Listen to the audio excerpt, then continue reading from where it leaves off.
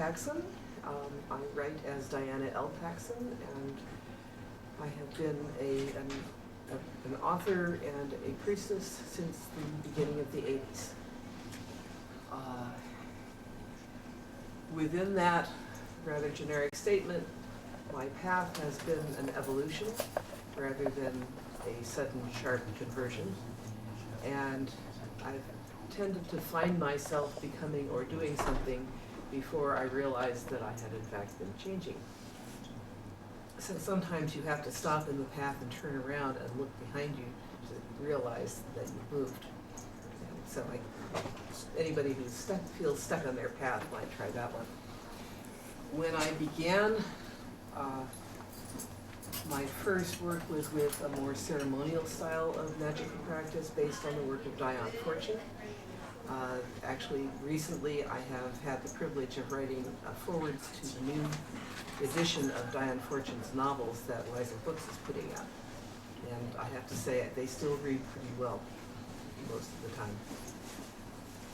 And in the at the beginning of the 80s, Marion Zimmer Bradley and I started a women's spirituality circle called Dark Moon Circle, which is in fact still going, which is something of record. In those days, any woman over 40 who walked in the door was an instant elder. These days, it has become a circle of elders, and we are now the grandmother circle for a lot of people in our local pagan community. So I worked primarily with goddess spirituality through the earlier part of the 80s. I was also beginning my career as a writer. The first major work was with the Lestria series, which is a novel set in a alternate future California, in which there's a lot more magical practice. But one of the things I'm trying to get at is the inherent and underlying magical power within my own local landscape.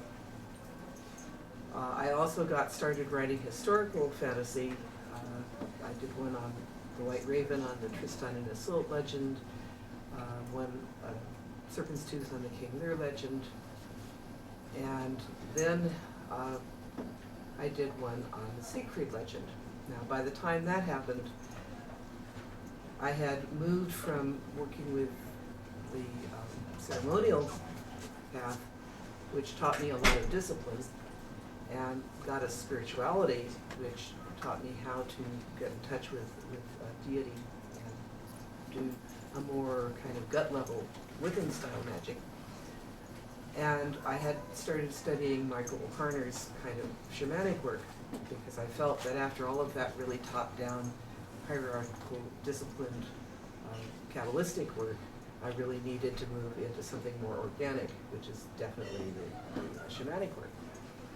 And in 1987, I finally got a chance to go to one of Harner's workshops, which I thought, okay, fine, I'll go, I'll see if I'm doing it right, maybe I'll pick up some pointers, it'd be cool.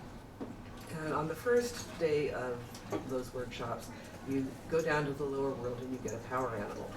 Well, I had a posse already, I didn't need another one, but I encountered this raven, and the raven went me, me, me, me, and wouldn't shut up until I said, okay, at least for this weekend.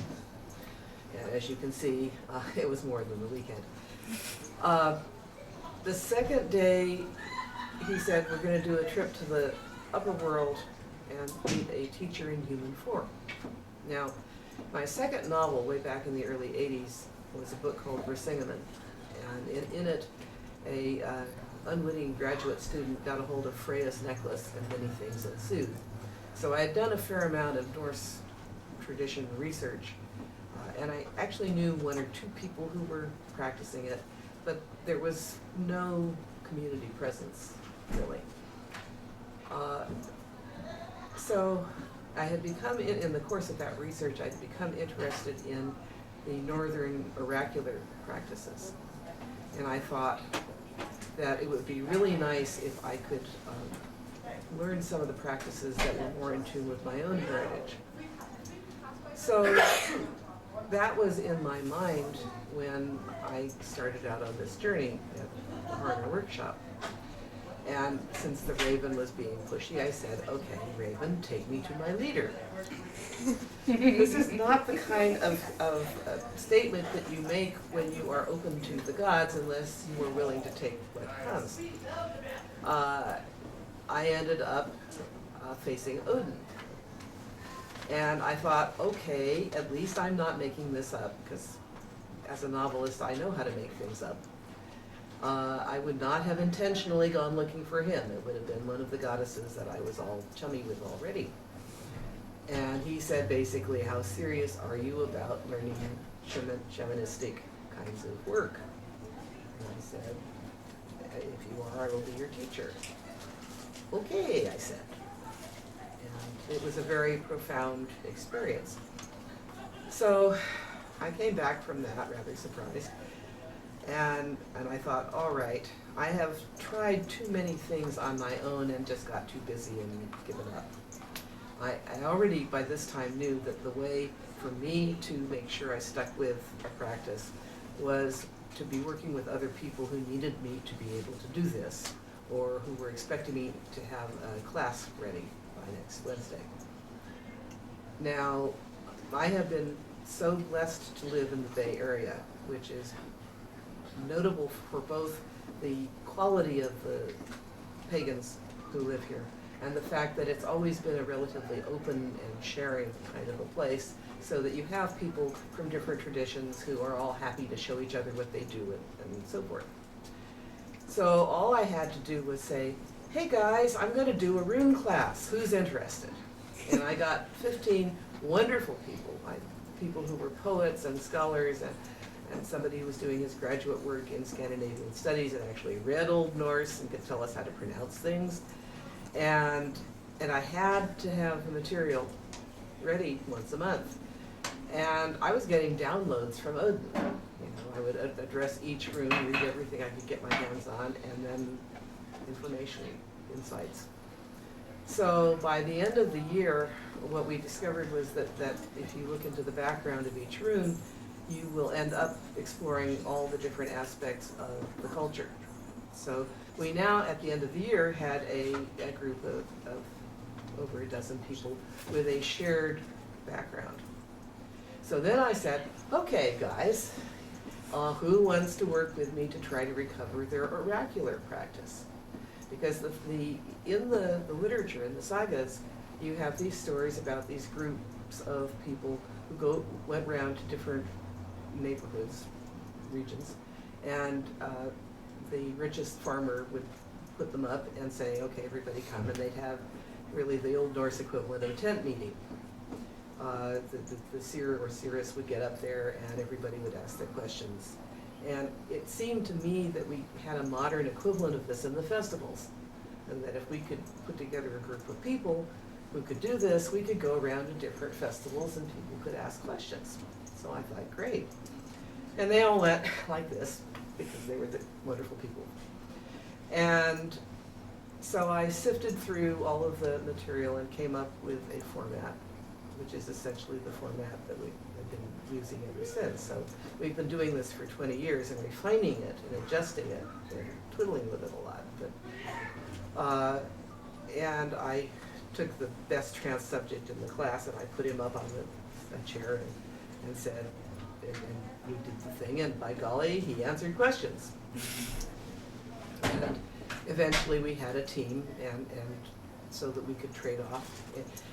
The things I do have always tended to be rather collegial, and this was no exception. So we were working with that. Well, that took a year or so of work with the group, and by this time nobody wanted to stop meeting. So I said, okay, you know, why don't we see if we can make this into a Norse circle and start working with the seasons and all of the different gods and goddesses and explore this. And now I at this time had, because of the community grapevine, I knew a couple of people who were working with the Norse gods and other groups. And I was vaguely aware of some of the national level stuff that was just beginning to emerge. I was a little suspicious of it because some of the things I ran into were a little heavy on the, we are super ethnic and don't want anybody else to apply, thank you. And that's certainly not going to fly in the Bay Area. So I had intentionally kept our group separate.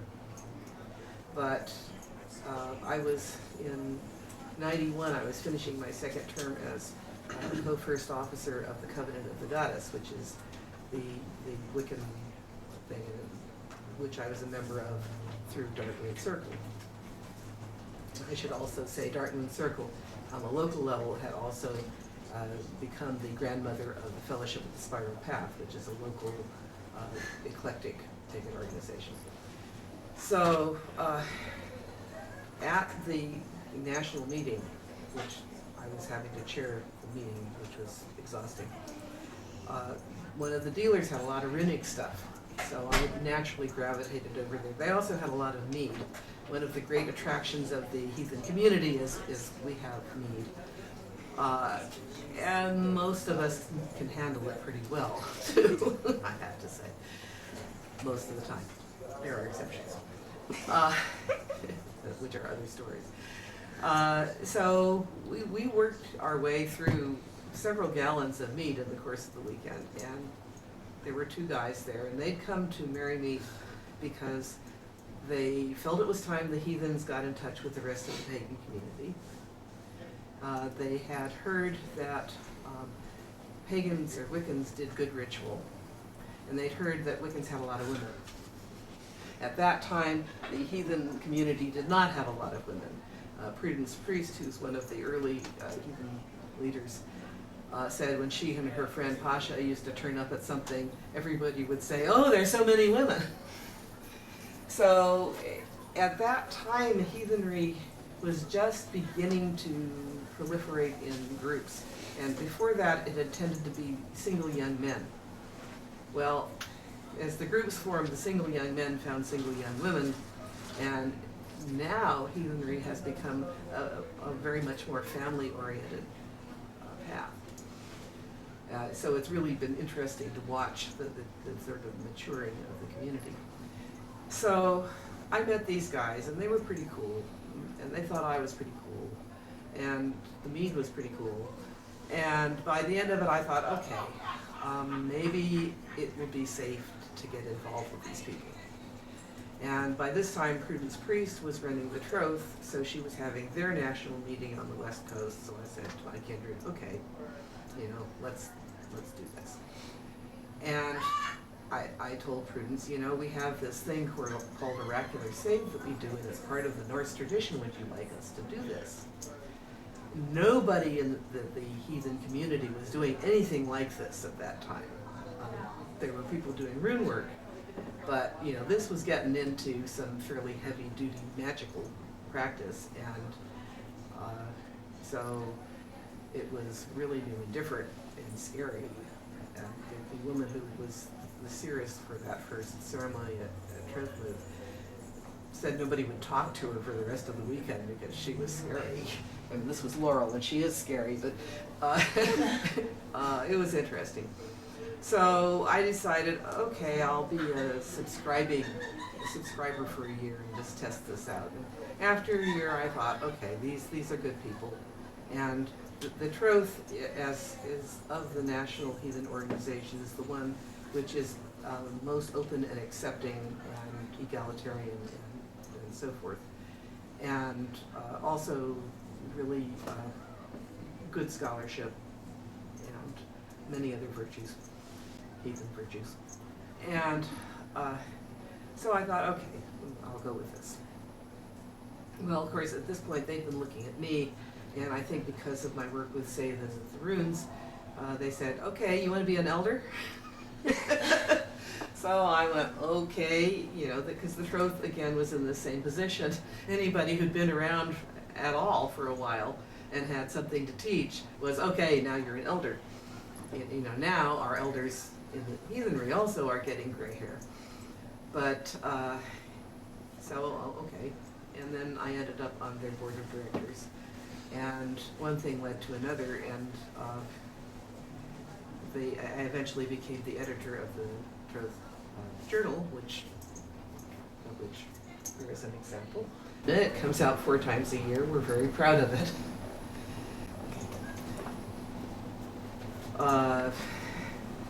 I did a term as steerswoman of the troth, and currently, in addition to working with Iduna, I'm also a coordinator of the clergy training program. Clergy training is something that I started doing with the Fellowship of the Spiral Path, because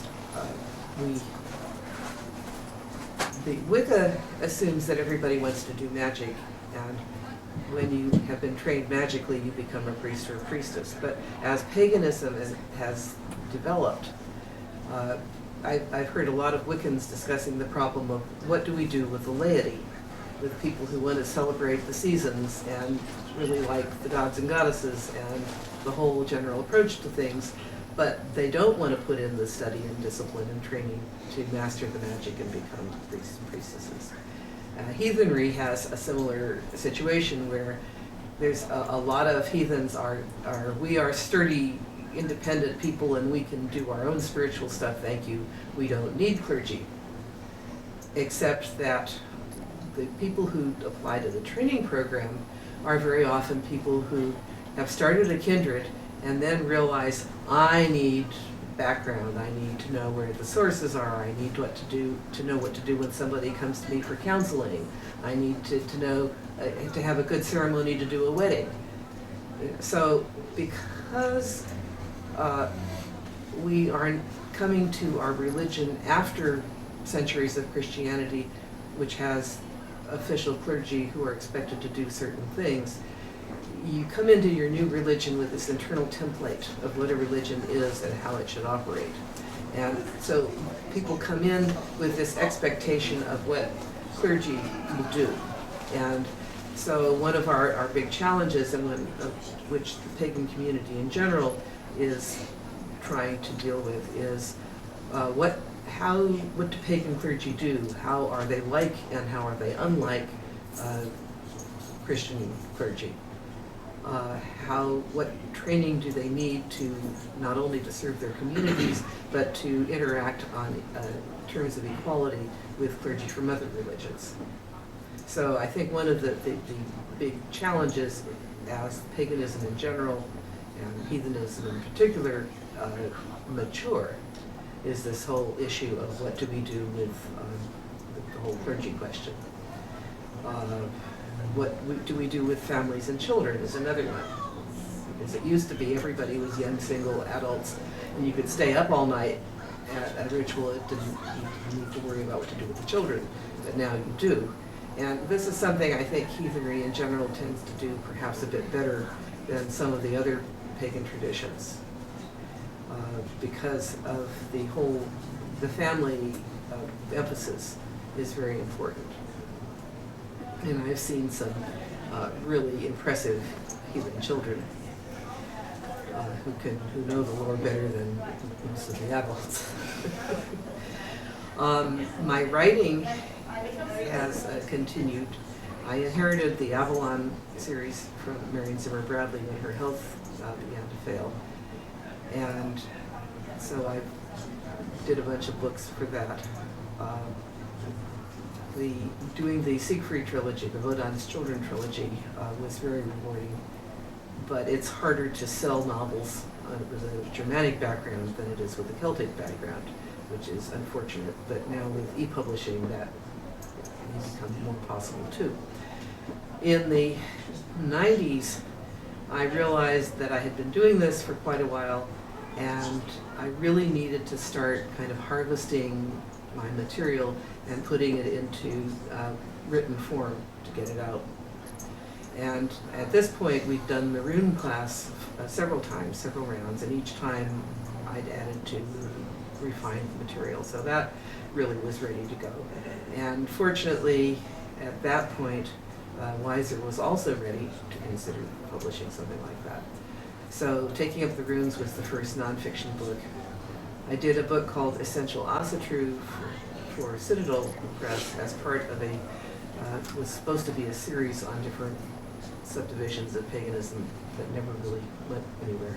But Essential Asatru is an introduction to heathenry which is useful for people who are just getting into it, or to give you something to hand your relatives when they want to know what you're doing.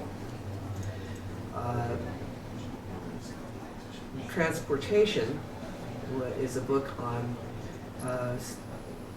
altering your state of consciousness in a disciplined, safe fashion at will, and using that to go, you can use that to go in many different directions, from spirit journeying to, then once you have the inner discipline, then you can do the oracular work. So this is the book that just came out, which is The Way of the Oracle, and it is a combination of the research that I've done on oracular practice, primarily in Scandinavia, but also among the Celts and in Greece, and analyzing the basic skills and methods, and then looking at the 20 years of experience that we've had with our own oracular practice and comparing them, and then providing exercises and sample rituals and so forth. So what I'm hoping is that the ability to do the oracular work is one of the things that's wired into people. Releasing it is what takes the training. And so I'm hoping that people who feel the call to that, some people are just going to be interested in what it's about, and they'll read the first part of the book and be happy. Some people will then go on to the second half and go, okay, how does this work? How can I develop a practice that will work for me and my community based on these principles? You've So been it throwing brings us out, to the present.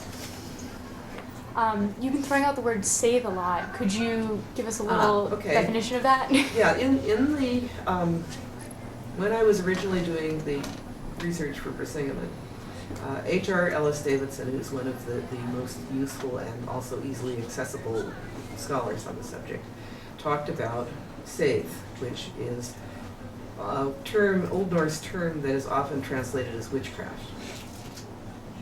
Its exact etymology is somewhat debated, but it does seem to be used for a variety of practices, all of which involve changing consciousness or messing with other people's consciousness in some cases. And the oracular practice is one of those. The specific Old Norse term for sitting in a seat and answering questions is spe or spau, and speaking. But it's clear from the context that the person who is doing the speaking is sitting in a seat called a seðhjallar. And so this is the save platform, or the seat from which you do save. And but there are other kinds of magical work which are also included in save, which include spirit journeying and getting up and beating a drum and raising energy and working the weather, or working to help or harm people. All of the things that traditional witchcraft is supposed to do. So it's useful because it gives us a culturally based magical concept of magical practice.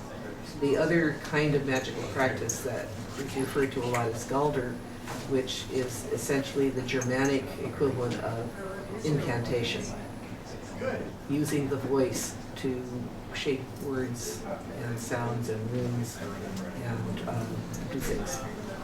So the oracle work and the rune work give me the save and the Galdur. It's the two halves of the Norse magical system. Excellent. You said that brings us to the present? Yep. And, present being now. As in, this is just out. Did you want to tell me a little bit about your presence on the net? Yes. Why, yes. Several places. One of them is hrafnar.org, which is our Kindred website. And through hrafnar.org you can get to save.org, which talks about the oracular stuff. And my own personal website that talks about not only the priestess work and the nonfiction writing, but also about all my novels, is this one. You can recognize it because it has ravens on it. And is there any advice that you would like to give anybody just starting out along the heathen path? Read the Havamal. And you know, I for next year, I'm going to put together a congoer's version of the Havamal because it has lots of wonderful advice by things that the equivalent of take a shower, don't talk too much, don't get too drunk. Really, going to the advice for how to behave at the All thing and how to behave at Pantheacon are not all that different.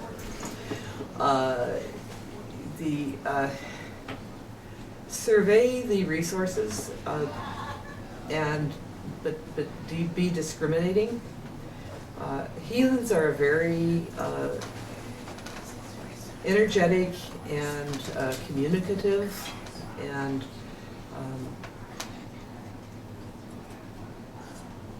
active bunch and opinionated. That was the word I wanted. And they like to discuss things in a vigorous fashion. But if you are polite, you will get along well, and you listen to everything, weigh it, compare it to your own values. One of the things I think that attracts a lot of people to heathenry is that it has more explicit values. The other pagan religions also have value systems, but they're not always stated quite so explicitly. And that, I think, it gives many people a really good, solid sense. The other thing is that as a pantheon, in my experience, the Norse gods are more eager and outgoing and present and eager to party. There are certainly individual deities from the other pantheons that are very active and go out and recruit people. But the Norse deities, all you do is call a name and he or she is front, present, and eager to get to know you. And some of them are extremely aggressive. So I know so many people who are just going along minding their business as perfectly good Wiccans, and Odin or Freya got on their case and went, "Hi there." And so they're really easy to contact, possibly because we speak a Germanic language. It's sort of culturally wired in, I don't know.